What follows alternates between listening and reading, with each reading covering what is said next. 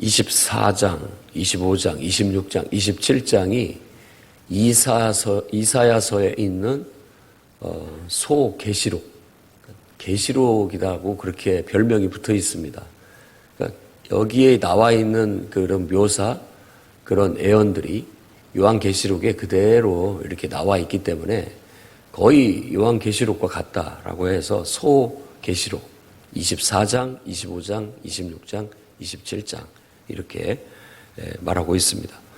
시작은 이제 두로의 멸망, 두로 그것을 섬으로 봤기 때문에 어떤 의미에서 이제 세상 끝 뭐 이런 의미를 갖고 있습니다. 땅의 끝 모든 곳에 하나님의 심판이 미쳤다라는 겁니다. 그래서 24장 끝절에도 그때에 달이 수치를 당하고 해가 부끄러워하리니 만군의 여호와께서 시온산과 예루살렘에서 왕이 되시고 이렇게 끝이 납니다. 그러니까 하나님의 심판이 지나고 난 다음에 그 심판하에서 해나 달이 다 수치를 당하고 부끄러움을 당한다라고 말하는 것은 이제 해와 달이라고 하는 것들이 어찌 보면 하나님의 심판으로 인해서 세상의 영화, 세상의 영광, 세상에 좋았던 것들이 다 하나님의 심판에 의해서 다 이제 빛이 바래고 비로소 하나님이 통치하시는, 왕이 되셔서 통치하시는 그런 새로운 시대가 열렸다라고 그렇게 말합니다.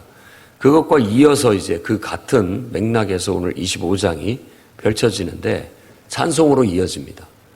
그러니까 하나님이 온 세상을 싹 청소를 하시고 난 다음에 이제 어둠을 다 몰아내시고 모든 것들을 다 정리하시고 난 후에 그 속에서 새롭게 드러나는 구원의 세상이 이렇게 쫙 드러나면서 그 구원받은 사람들이 하나님께 찬양과 고백, 감사의 찬양을 드린다라는 겁니다. 그래서 여호와는 나의 하나님이시다. 나의 하나님이시다. 이런 식으로 고백을 하고 주님이 행하신 놀라운 일, 하나님이 행하신 놀라운 일, 이것은 바로 하나님의 심판과 구원인데 이 심판이 부정적인 의미가 아니라 세상의 불의와 악을 다 때려잡고 바로잡는 그런 심판. 그러니까 그 심판 자체가 그 구원인 거예요. 잊으면 안 됩니다. 그 심판 그 자체가 구원인 거예요. 악을 멸하고 불의를 제하고 그 다음에 이 땅에 하나님의 정의를 실현하는 그런 심판을 이루신 하나님의 놀라운 일들. 그것은 진실과 성실로 행하신 일인데 그것은 애적에 정하신 뜻, 정하신 대로 했다. 계획대로 했다라고 말하는 겁니다. 그러니까 이런 사상이, 성경의 사상이 요한계시록에도 그대로 나타나 있다라는 겁니다. 두루마리에 적힌 하나님의 뜻대로, 하나님의 계획대로 예수 그리스도를 통해서 온 세상의 심판과 구원을 착착착착 이루어 가셔서 최종적으로 완성하게 하실 것이다. 라고 그런 성경의 이런 애언자의 사상에 따라서 요한도 그 환상을 보고 환상적인 그런 내용이 그 내용과 일치하고 있다는 걸 알 수 있습니다.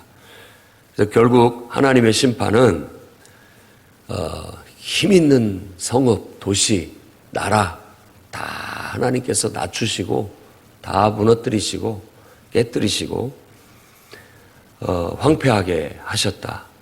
그리고 그것들이 다시는 영원히 건설되지 못하게 하셨다. 그러면 왜 견고한 성읍, 힘있고 그런 견고한 성읍을 황폐하게 하셨느냐. 이런 것들이 다 은유적인 표현입니다. 하나님 앞에 교만하고 자만하고 그 가지고 있는 힘으로 불의와 온갖 악행을 자행하는 그 모든 것들을 하나님께서 다 심판하셔서 깨뜨리시고 다시는 이제 그것이 일어나지 못하게 하셨다라는 것. 그럼 이걸 우리가 개인에게 적용을 할 때 똑같습니다. 우리 스스로가 때로는 교만하고 자만하고 오만하고 고집스러워서 우리 안에 악한 것들이, 우리 안에 거짓된 것들이 막 나타나고 또 마귀적이고 사탄적인 어떤 어둠의 그런 것들이 나를 지배해서 내가 말이나 행동이나 또 우리 행하는 모든 일들 속에 막 그런 불의와 악이 뭐 솟아나듯이 솟아나게 됐을 때 그 모든 것들을 누가 통제하고 그걸 누가 다스려주고 누가 막아주고 한단 말입니까? 바로 하나님, 전능하신 하나님, 만군의 하나님, 창조주 하나님, 그분의 그 힘과 권세가 그 뚜껑을 어둠을 양산하는 구덩이의 뚜껑을 닫아버리고 또 우리 안에 있는 온갖 불의와 악행들을 다 억어하시고 마치 폭풍에 의해서 바다가 요동치고 있는 것 같은 우리들 위에 하나님이 딱 임하셔서 그 폭풍을 잔잔케 하시는 것 같이 이 모든 것들을 잔잔케 하셔서 딱 그 모든 것들을 우리의 내면 깊숙이에 딱 가두시고 그 모든 것들이 하나님의 선하신 뜻에 의해서만 필요에 의해서만 발휘되질 수 있도록 우리의 욕망도 우리의 감정도 우리의 모든 내면의 힘, 생각 모든 것들이 이제 하나님의 뜻에 의해서 잘 다스려질 수 있도록 그렇게 되었다라는 것이 구원받은 상태인 겁니다. 그러니까 하나님께서 우리 가운데 임하셔서 우리의 이 모든 불의와 악, 죄악들을 다 제거하시고 죄사함을 이루시고 그리고 하나님께서 성령으로 우리 가운데 임재하셔서 우리의 모든 본성과 우리의 마음과 우리의 모든 육체를 주님이 잘 길들이셔서 그 뜻대로 사용될 수 있도록 다스려 주시는 상태, 바로 그 상태를 지금 노래하고 있는 겁니다. 이것을 국가적으로 본다면 이스라엘이라는 남한국 유다를 한 사람으로 보고 지금 이사야는 그렇게 예언을 하고 있는 겁니다. 유다라는 전체 어떤 개개인들을 보고 얘기하는 게 아니라 유다라고 하는 하나님의 백성, 그게 한 사람이라고 봤을 때 바로 그 사람에게 미치는, 그 사람에게 오게 되는 변화, 그리고 그 주변에 있는 국가들도 다 한 사람으로 보는 거예요. 두로도 부자인 사람, 블레셋, 싸움 잘하는 사람, 또 모압, 암몬, 다 이런 나라들, 아람, 이런 나라들도 다 하나의 사람으로 본다면, 아수르도 그렇고, 그런 모든 나라에 하나님이 심판의 바람을 불어서 그들의 불의와 악을 다 심판하시고, 그것들을 다 제거하신다는 건 죄사함을 이루시고, 그들이 비로소 그들 안에 있는 불의하고 악한 것들이 다 잦아들고, 그 속에 선한 마음, 선한 영혼들이 일어나서 결국은 하나님 앞에 나오게 될 것이고 하나님을 찬양하게 될 것이다 라는 겁니다. 원래부터 나쁜 사람은 없습니다. 다 똑같습니다. 그런데 그 안에 자기 안에 있는 악과 거짓을 제대로 통제하지 못했을 때 그것들이 폭풍처럼 우리 안에 막 일어나게 되고 파도 치듯이 치니까 사람들이 악을 행하고 불의를 행하게 되는 겁니다. 그걸 누가 막습니까? 여러분의 의지로 그걸 막을 수 있을 것 같습니까? 그것도 불가능해 보입니다. 또 누군가의 법으로도 막을 것 같지만 사실은 법은 그거를 다 제대로 통제해내지 못합니다. 법을 세우면 다 또 그걸 숨어서 몰래 어떻게든지 그걸 넘어서니까 그것도 통제가 안 됩니다. 그리고 교육과 훈련을 통해서도 가능할 것 같은 얘기하지만 다 교육과 훈련이 훌륭하다고 우리 얘기하지만 또 보이지 않는 가운데 그들은 그런 모든 것에부터 풀려나 마치 휴가 나온 군인처럼 곱비 풀린 망아지처럼 다들 그렇게 어리석게 행동들을 합니다. 우리 인간이 그 모든 악과 불의를, 우리 안에 있는 어둠을, 우리 안에 있는 거짓을 통제할 수 있는 유일한 길은 창조주 하나님이 우리 마음속에 있어야 할 자리에 있어야 됩니다. 그래서 그 하나님이 우리의 왕이 되시고 그분이 우리를 잘 다스려 주실 때만 우리가 가장 훌륭하게 또 선하게 위대하게 나의 기능, 인간으로서 내가 발휘할 수 있는 모든 기능들을 탁월하고 가치 있게 발휘할 수 있는 상태가 되는 겁니다. 그것이 바로 구원받은 상태인 거예요. 이사야가 지금 온 세상에 한 25년 동안, 4분의 1세기 동안 늘 들리는 소리는 전쟁 소리밖에 없는 거예요, 지금. 온 세상에. 곳곳에서 들리는 소리가 전쟁, 죽음, 불과, 연기와 유황 냄새. 진동을 하는 거예요. 땅이 사람들의 피에 취해가지고 마치 너무나 많이 마셔가지고 비틀거리는 것처럼 느껴지는 겁니다. 그런 속에서 하나님께서 지금 세상의 악과 불의를 다 척결하고 계시구나 라고 그렇게 영적으로 깨닫게 되었고 그것을 우리에게 지금 예언하고 있는 것입니다. 그리고 난 다음에 오게 될 세상을 바로 이사야는 지금 바라보고 있는 거예요. 이런 심판 후에 오게 될 구원을 내다보고 있는 거예요. 그게 바로 영적인 사람인 것이죠. 우리도 우리 눈앞에 있는 현실만 볼 것이 아닙니다. 현실의 냉혹함과 현실의 그 각박함과 현실의 모든 그 막 악함을 바라보고 있지만 이 모든 것 속에 하나님께서 이 모든 것들을 걷어내시고 때가 되면 이 모든 불의와 악을 다 때려잡으시고 다 걷어내신 후에 오게 될 그야말로 맑은 하늘, 깨끗한 세상, 정말 거룩한 땅, 이 모든 것들을 내다볼 줄 아는, 내다볼 수 있는 그런 우리도 신앙을 가져야 됩니다. 그렇게 하기 위해서는 우리가 말씀을 묵상해야 되고 또 기도를 해야 됩니다. 말씀을 묵상하면서 우리 눈이 열리고 우리 영혼이 하늘에 불려 올라가서 바로 이와 같은 하나님의 계획을 보게 되고 하나님의 뜻을 깨닫게 되면서 우리는 찬양을 하게 됩니다. 강한 민족이 당신을 영화롭게 하게 될 것입니다. 포악한 나라의 성읍들이 당신을 경외하게 될 것입니다. 그게 보이는 거예요. 눈에 보이는 것만 보지 마시고 정말 하나님 말씀으로 또 여러분들이 기도로 그런 것들을 걷어내시면서 그 속에 있는 진짜 하나님의 뜻, 하나님의 계획, 하나님이 이루실 위대한 일을 바라보고 환난 중에라도 하나님을 찬양하고 하나님께 영광 돌릴 수 있는 저와 여러분들이 되기를 바랍니다. 결국 우리를 핍박하던 사람들도 하나님의 영광을 보게 될 것이고 하나님을 영화롭게 하는 하나님의 일꾼이 되게 될 것이고 또 하나님을 경외하는 나와 같은 거룩한 하나님의 백성이 언젠가 되게 될 겁니다. 그런 날이 오게 될 겁니다. 그래서 4절 5절에도 하나님을 찬양합니다. 하나님, 당신은 빈궁한 자의 요새요, 폭풍 중에 피난처시요, 폭양, 뜨거운 태양빛 아래 그늘이 되십니다.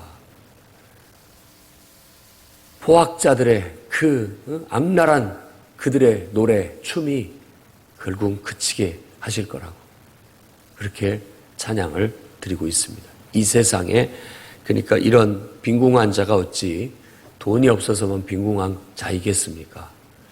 인생은 다 하나님의 은총이 없으면 가난하고 빈궁한 자가 돼버립니다.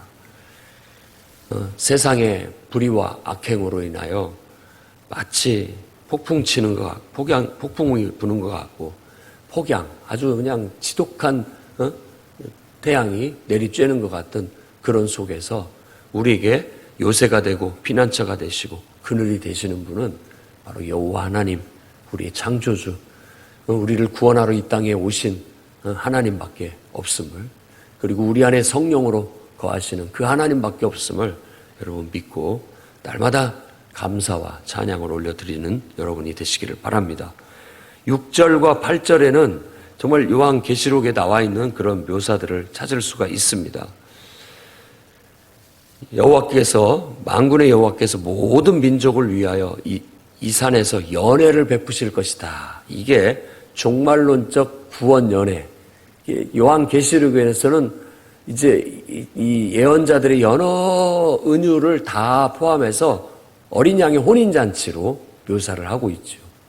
어린 양의 혼인잔치. 그러니까 구원받은 백성들이 다 같이 모여서 그 기쁨과 감사의 노래를 부르면서 하나님께서 연혜를 베푸신다라고 했는데 이 산은 지금 이사야가 말하고 있는 이 산은 시온산, 앞에서도 시온산 위에 예루살렘에 하나님 여호와께서 왕이 되신다고 했잖아요. 그 시온산 예루살렘은 지리적인 시온산 예루살렘을 말하고 있지만 영적으로는 바로 하나님이 임재하시는 곳, 하나님이 통치하시는 곳, 하나님의 나라를 상징하는 겁니다. 이 시대에 그것을 하나님이 임재하시고 통치하시는 곳, 지금 이 시대에는 교회죠. 교회 속에 하나님이 임재하고 계시고 그 교회 속에서 하나님이 통치와 역사를 이루고 계시니까 그런 어떤 영적인 의미를 가져서 상징적인 의미입니다. 하나님이 임재하시고 하나님이 구원을 베푸시는, 하나님이 통치하시는 그곳에서 이제 구원의 잔치, 다 모든 것들을 정리하시고 모든 것들을 완성하시면서 기쁨의 잔치를 베푸실 것이다. 그래서 덮개나 가리개 그가 다 벗겨내실 것이다. 이제 싹 죄와 저주 다 벗겨내시는 거예요. 질병과 죽음 다 벗겨내시는 겁니다. 그래서 사망을 영원히 삼키시리라. 사망을 제하신, 원어로 보면 삼킨다라는 단어입니다. 그것이 사망을 영원히 멸하실 것이다. 다시는 죽음이 없고, 요한계시록에 그 말씀이 떠오르죠. 다시는 죽음이 없고, 여호와께서 모든 얼굴에서 눈물을 씻기시며 요한은 그 눈의 눈물을 닦으시며 라고 그렇게 인용을 합니다. 자기 백성의 수치를 온 천하에서 제하시리라. 이제는 그동안의 모든 것들은 이제 다 거두시는 거예요. 수치라는 것은 좋지 않은 거죠. 우리 안에 있는 고통, 질병, 죽음, 우리 안에 있는 모든 삶의 애통 다 사라지게 하나님이 거두시는 진짜 구원의 날이 오게 된다고 그렇게 말하고 있습니다. 이게 바로 요한의 표현대로 한다면 거룩한 성 새 예루살렘, 하나님께서 새롭게 단장하시고 새롭게 우리에게 허락하신 어떤 구원의 동산, 구원의 도성, 이런 것들을 말하고 있는 겁니다. 우리도 언젠가 그곳에 가게 될 겁니다. 그래서 천군 천사들과 정말 모든 구원받은 24 장로들로 은유된 그런 모든 구원받은 하나님의 백성들이 모여서 밤낮 기쁨으로 찬양하고, 이제 하나님께서 우리 눈의 눈물을 닦으시고 그동안에 우리의 연약함을 다 벗겨내시고 우리의 수치를 다 제거하시고 정말 기쁨으로 주님을 제외하면서 잔치에 참여하게 될 줄로 믿습니다. 한 영혼도 빠짐없이 다 구원을 얻을 수 있기를 바라고, 중간에 구원을 잃어버리거나 실족하는 일이 없기를 바랍니다. 자, 9절, 그날에 또 이렇게 얘기합니다. 그날이라는 것은 이제 어떤 딱 정해진 날을 말하는데 우리가 말하는 우리 생각에 딱 정해진 날이 아닙니다. 하나님이 정하신 어떤 날. 그 아무도 몰라요. 하나님이 정하신 어떤 날. 그걸 그날에라고 합니다. 그날에 하나님이 말씀하시는데, 보라, 이분이 우리 하나님이시다. 우리가 그를 기다리고 그가 우리를 구원하셨다. 찬양 부르는 거죠. 내 그룹과 천사들의 찬양 소리, 그리고 24 장로들의 찬양 소리 똑같아요. 구원하심이 보좌에 앉으신 분과 어린 양께 있도다. 이분이 바로 우리를 구원하셨다. 이분이 바로 우리 하나님이시다. 우리를 구원한 그 하나님이시다.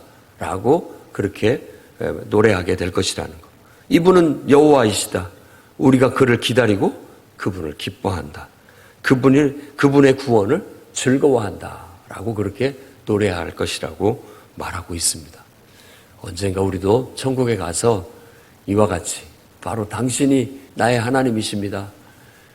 내가 당신을 기다리고 이렇게 뵙기를 바랬는데 정말 당신이 나를 구원하시고 나를 구원하셨습니다. 라고 고백하고 당신을 기뻐하고 당신을 찬양하고 당신이 나를 구원하신 그 은혜, 나를 창조하시고 나를 사랑하시고 나를 구원하신 그 은혜를 진정으로 기뻐합니다. 라고 말할 수 있는 날이 올 것입니다.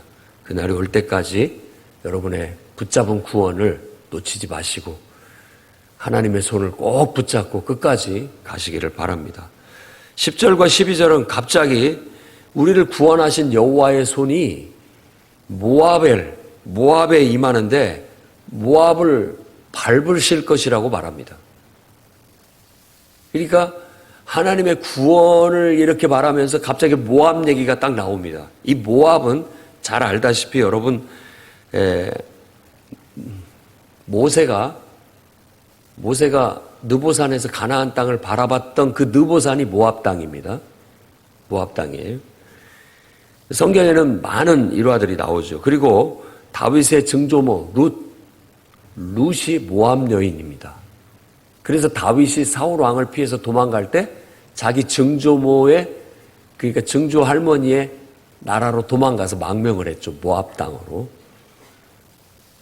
그런데 다윗이 왕이 된 후에 이 모압은 그 나라를 모압을 복속시켜서 조공을 바치는 그런 나라로 삼았고요. 나중에 이제 이와 같이 전란에 휩쓸리고 특히 남왕국 유다가 아주 위기에 처했을 때 여호야김 왕 때입니다.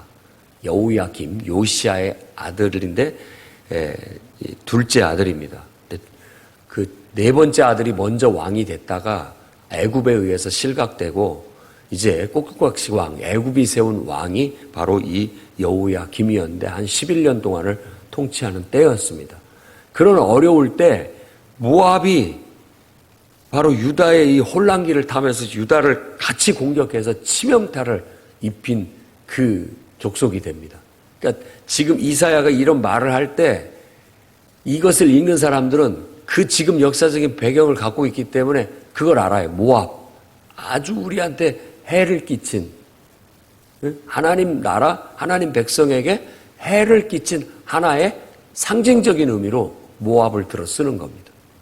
그러니까 하나님께서 구원하실 때 하나님 백성을 구원하셨는데 그 백성에게 피해를 끼치고 핍박하고 해를 끼친 그들을 이제 하나님께서 구원하신 후에 그들을 벌하시는 그런 말씀을 주시는 겁니다. 모압을 거름물 속에 초계 같게 밟아버릴 것이다 라고 그렇게 얘기합니다. 그러니까 아주 해학적인 은유적인 묘사죠. 거름물, 우리로 말하자면 정말 더러운 그 똥물 이런 것에다가 초계, 그 지푸라기를 초계라고 하는 겁니다. 그것을 집어넣고 눌러서 밟아버리고 그 속에 가라앉게 만드는, 그래서 거름을 만들어버리는 그것은 모압에 대한 아주 치욕적인 그런 어떤 보복을 말하는 것이라고 볼 수 있습니다. 근데 모압이 헤엄을 잘 쳐요. 아주 헤엄을 잘 친다 할지라도 그 속에서는 못 빠져나올 것이다 라고 말하는 거예요. 왜? 하나님의 손이 그 위에 딱 누르고 있기 때문에 결국은 못 나오게 될 것이다 라고 그렇게 말합니다. 그래서 성벽의 높은 요새 다 땅에 처박히게 될 것이고 결국은 진토에 내려앉아 다 부서뜨러지게 될 것이다 라고 말합니다. 그러니까 우리가 구원받은 날 우리를 핍박하던 악의 세력들은 하나님께서 이와 같이 진노를 내리시고 벌을 내리셔서 시원스럽게 원수를 갚아주시고 보복해 주실 것이다 라고 그렇게 말하고 있는 하나의 은유적인 상징으로 모압에 내리는 심판과 벌을 말하고 있는 겁니다. 구원의 날을 우리도 기뻐합시다. 지금 우리는 현실을 살고 있지만 우리의 영적인 눈은 구원을 살고 있다고 믿어야 됩니다. 내가 구원 안에서 살아가고 있어야 돼요. 이 날을 바라보면서 꿈꾸듯 살아셔야 됩니다. 저 천국을 소망 삼고 이 정말 기쁨의 잔치에 구원의 잔치에 가기 위해서 살아가는 나그네 인생처럼 살아가셔야 됩니다. 오늘 또 하루 다 가까워졌구나. 곧 나는 하나님의 구원의 잔치의 초대장을 받고 지금 가고 있는 거예요. 가는 길이 좀 거칠고 험하고 때로는 강도도 만나고 도적도 만나지만 하나님께서 천군 천사를 보내주셔서 늘 나를 지키고 호위하셔서 나를 천국 잔치까지 안전하게 오도록 이끌어 주실 거예요. 믿고 믿음으로 하나님만 굳게 붙잡고 나아갑니다. 속지 말아야 할 것은 우리 친구처럼 이렇게 다가오는 어떤 사람인 것 같은데 나를 유혹하고 미혹해서 천국 잔치에 못 가게 만드는 원수 마귀의 괴계, 그 유혹에 절대 넘어가면 안 됩니다. 절대 넘어가면 안 됩니다. 그것만 조심하고 이게 사탄이구나. 사탄아 물러가라. 나는 지금 가야 할 곳이 있어. 천국을 향해서 하나님이 나를 초대하셨고 그 잔치에 내가 꼭 가야 돼. 네 갈 길 가라. 나는 내 갈 길 간다. 라고 하면서 분명하게 나아가십시오.